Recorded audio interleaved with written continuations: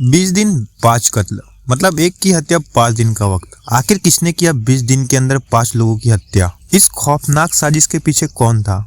यह वारदात है महाराष्ट्र के गढ़चिरौली जिले के महागांव की, जहां एक ही परिवार के कई सदस्यों की रहस्यमयी तरीके से मौत हो रही थी।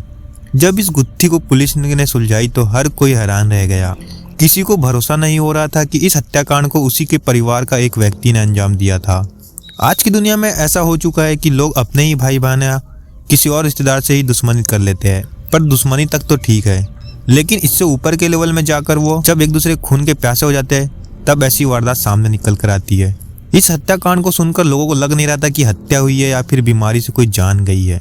एक हंसते खेलते परिवार को ना जाने किसकी नजर लग गई थी। परिवार के मेंबर एक एक कर किसी रहस्यमय बीमारी का शिकार हो रहे थे।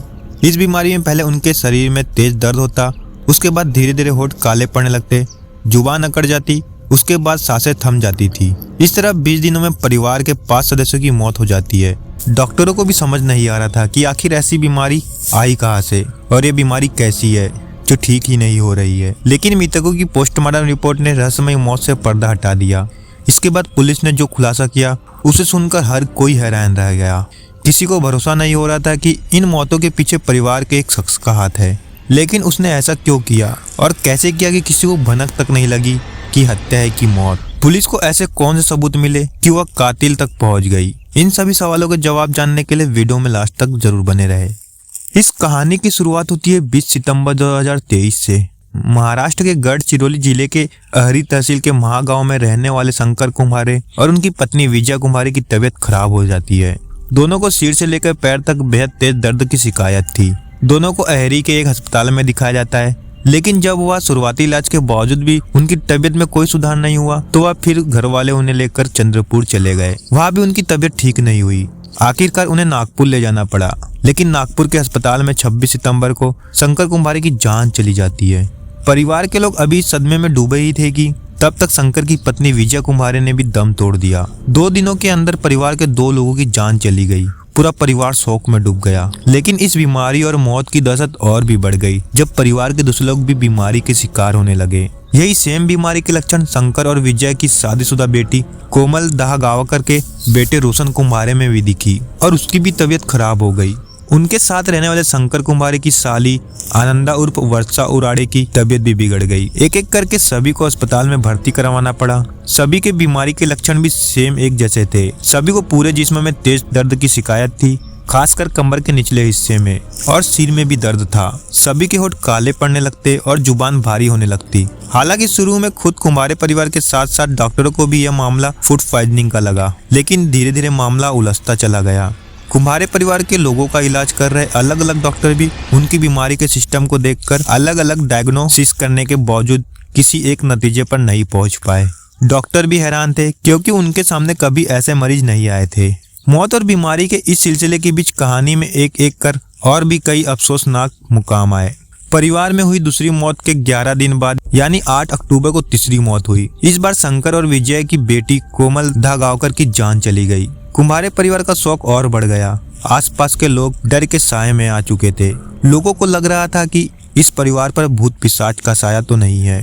तभी 6 रोज गुजरते गुजरते परिवार का चौथा मेंबर भी मौत के घाट उतर गया। 14 अक्टूबर को शंकर की साली और विजय की बहन आनंदा उर्फ वर्षा उराड़े की भी मौत हो जाती है। उसके अगले दिन 15 अक्टूबर को शंकर और विजय के बेटे रोशन कुम्हारे ने भी अस्पताल में दम तोड़ दिया। इस तरह 20 दिनों के अंदर कुम्हारे परिवार के 5 लोग किसी रहस्यमय बीमारी का शिकार बन गए। इस बीमारी का इलाज डॉक्टरों को समझ नहीं आ रहा था, जिसके चलते कुम्हारे परिवार के लोग एक एक कर मौत के मुंह में समा गए। अब यह बात कुम्हारे परिवार और महागांव से बाहर पूरे गढ़चिरौली को डराने लगी। हर तरफ इस रहस्यमय मौत की चर्चा होने लगी। कुम्हारे परिवार के संपर्क में जो आया समझो बीमार हुआ। कुम्हारे परिवार के साथ साथ उन्हें जानने वाले तमाम लोग मौत के अजीबोगरीब सिलसिले से हैरान और परेशान भी थे। तभी कुम्हारे परिवार को लेकर और भी चौंकाने वाली जानकारी सामने आई। पता चलता है कि कुम्हारे परिवार का सबसे बड़ा बेटा सागर कुम्हारे, जो काम के सिलसिले में दिल्ली में रहता था, वो भी बीमार है। उसमें भी सेम बीमारी के कुछ वैसे ही लक्षण थे जैसे कि परिवार के दूसरे लोगों को है।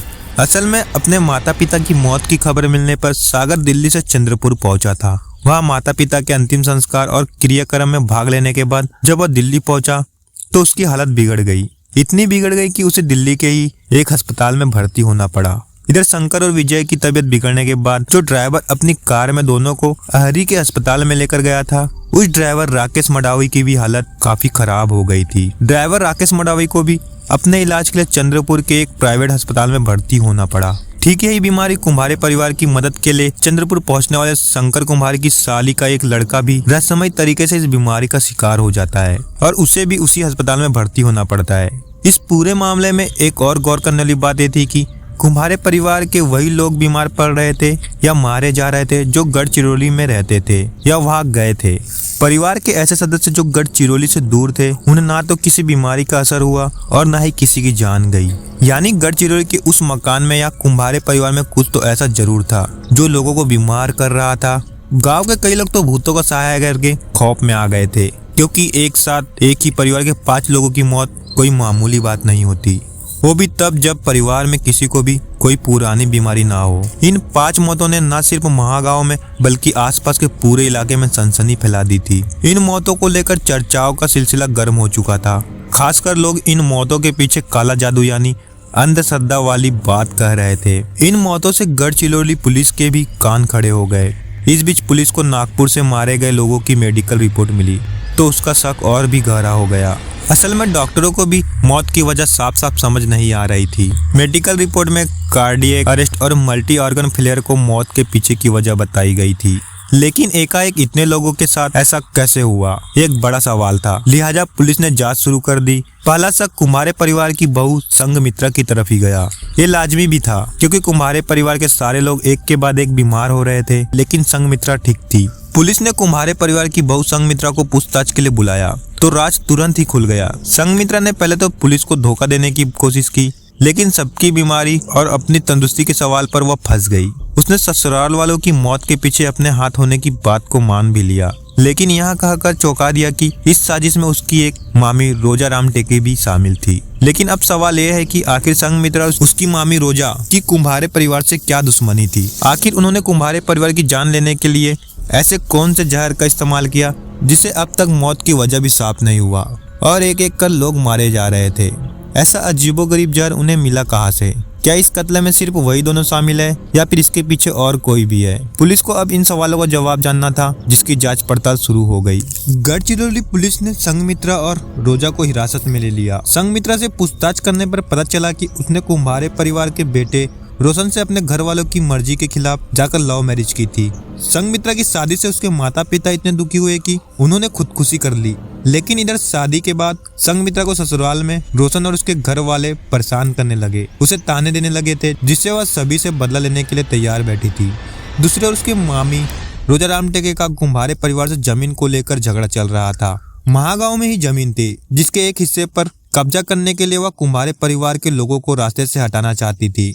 ऐसे में जब दोनों एक दूसरे से कुम्हारे परिवार को लेकर उनके मन में पल रही नफरत की बात कही, तो फिर दोनों ने मिलकर ही कुम्हारे परिवार को ठिकाने लगाने की साजिश रच ली। अकोला से आने वाली संघमित्रा ने एग्रीकल्चर साइंस को लेकर पढ़ाई की थी। वह टॉपर थी, इसी वजह से उसे किसी किस्म के जहर, कीटनाशक वगैरह की अच्छी जानकारी थी। उसे यह पता था कि आर्सेनिक जैसा हेवी मेटल इंसान को बीमार करने के साथ साथ मौत के मुंह में पहुंचा देता है, लेकिन रंगीन और गंधहीन होता है, तो इसे किसी को खिलाने पिलाने पर इसकी खबर तक नहीं होती और दूसरे को भी इसका पता नहीं चलता। संघमित्रा अब चुपके से सभी के खाने में आर्सेनिक मिलाने लगी। जो लोग कुम्हारे परिवार की मदद के लिए पहुंचे, उन्हें भी वह यही जहर वाला खाना खाना पड़ा और पानी पीना पड़ा, जिससे बाकी लोग भी बीमार होने लगे। फिलहाल पुलिस ने दोनों को गिरफ्तार करने के साथ साथ रोजा के पति प्रमोद राम टेके को भी हिरासत में ले रखा है और उसकी जगह की जाँच कर रही है। पुलिस को शक है कि प्रमोद भी इस साजिश में शामिल है। तो यह थी आज की कहानी, जहाँ एक लव मैरिज की हुई बहू ने अपने ही ससुराल वालों की जान ले ली।